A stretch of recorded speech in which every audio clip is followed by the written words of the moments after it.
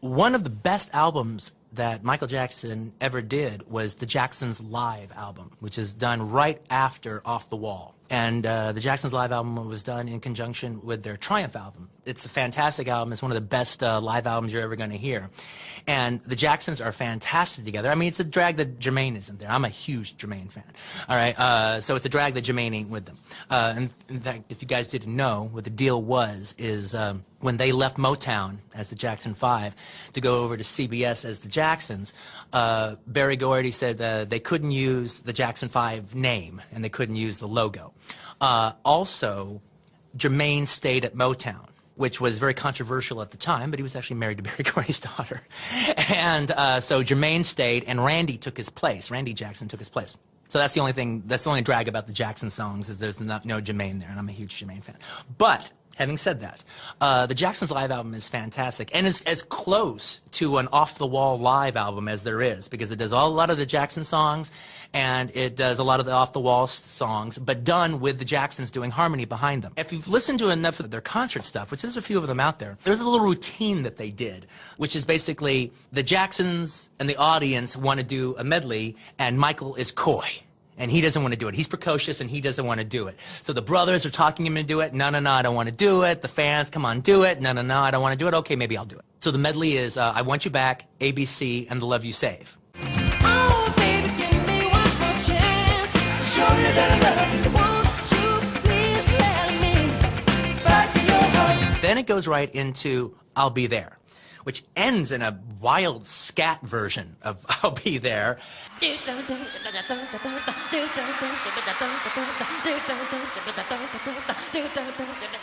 Which, without breaking stride at all, goes right into rock with you. I think I want to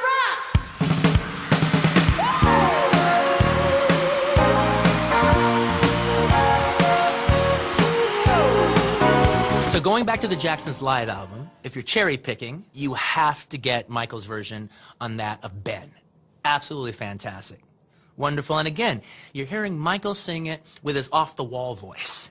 And you, my friend, will see you got a friend in me. My last cherry pick, well, I can't do the last, okay, the last two have got to be She's Out of My Life. She's out of my life. And Off the Wall. Life is so bad at all. Fantastic. And one of the things that's in particularly great about Off the Wall being done on this live album is the fact that the Jacksons are doing the chorus behind them. So you actually hear a Jacksons version of Off the Wall, which is amazing. It's terrific. Their second album that they did as the Jacksons was an album called Going Places. Now, I'm not really a big fan of the first two albums that they did. I thought they were pretty innocuous, actually. But the title track for Going Places is a lot of fun because it actually sounds like the theme to a movie. It's not a theme to a movie, but it sounds like it could be the title track of a movie. Like if Richard Pryor's Bustin' Loose was called Going Places, all right, that would be the theme song.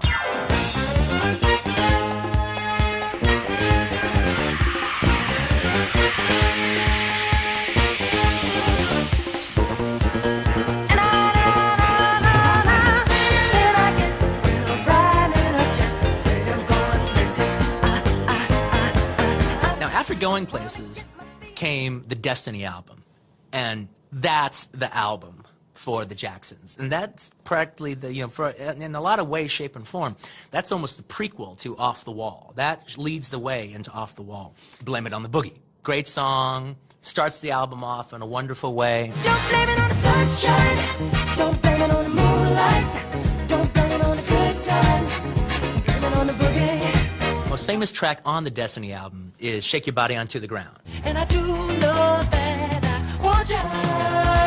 Let's dance, let's shout, shake your body down to the ground. Fantastic song, and truly is the song that, you could also say another song, the This Place Hotel, that most people know as Heartbreak Hotel, even though they weren't legally allowed to call it that. They had to call it This Place Hotel.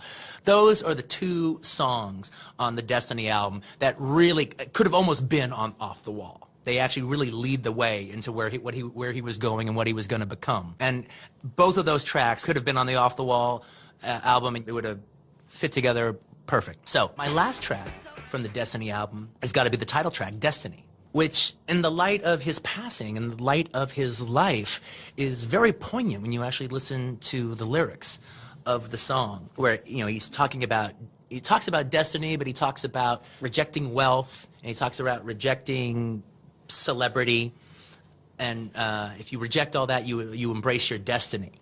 If it's the rich life, I don't want it. Happiness ain't always material things. I want destiny. Well, that's not at all his destiny. All right, his destiny was to do the exact opposite of all the lyrics of that song. But it's a beautiful vocal, and actually the dichotomy of the lyrics to his life actually makes the song even more powerful now than it ever could have been before. One last thing that I found in iTunes that was absolutely fantastic is the Jackson 5 doing live Going Back to Indiana. And not only are they doing Going Back to Indiana live, they're doing it live in Indiana, which is really exciting. And it's also very, very funny because you hear the entire rap that you heard on the live album of them, hey, Michael, we're in our hometown. It's Indiana. Let's play Going Back to Indiana. No, I don't want to do it. Don't want to do it. Yeah, come on, Michael, let's do it. No, we ain't going to do it. Ain't going to do it. So, Mike? Yeah. Since this is our hometown, why don't you tell our people what you told me when you heard that we were going back to Indiana? That should work. No. Come You on, want Mike. Michael to tell me?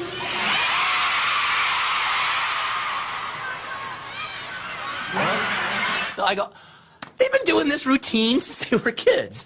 All right, so the whole thing was Michael being precocious and not wanting to sing, and the brothers in the audience, you know, demanding it, and finally him breaking down. And when he actually breaks down and goes, okay, let's do it. Boom! And he jumps right into it as like a little James Brown, and it's fantastic. That's a great song anyway, but I actually think this one of the ones where actually as good a song as that was in the studio, the live version is maybe even better. Now, going back to the Jacksons, to the Triumph album, which I don't love that album, even though it was like their biggest album as the Jacksons. The only song on Triumph that I really, really like a lot is Walk Right Now.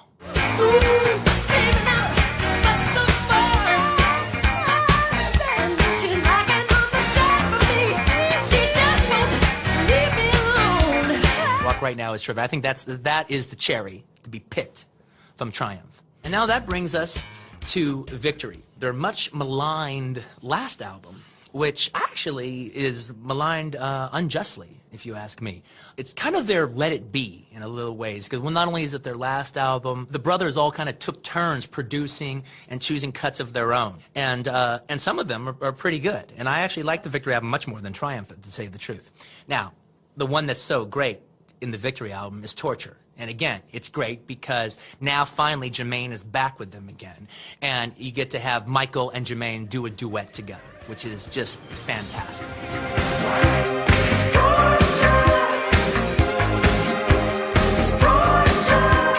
And the last song on my playlist is also from the Victory album, is the duet that Michael does with Mick Jagger, State of Shock, which is a fun song. It's a lot of fun. But not only that, I don't know about anybody else, I hated all those Paul McCartney songs he did, all right? And in particular, I hated The Doggone Girl Is Mine. Because the doggone girl is mine. All right, which oddly enough was the first single from Thriller. Now, State of Shock should have been on Thriller. State of Shock works. State of Shock is interesting. That's good, all right? So if I could redo Thriller all over again, I would take off the Paul McCartney song and I'd put State of Shock on there. I tend to think when people are going into Thriller now, that's the song that they skip when they get to it, all right? But if you had State of Shock on Thriller, you wouldn't be skipping it. You'd be digging it. So, my last one, State of Shock.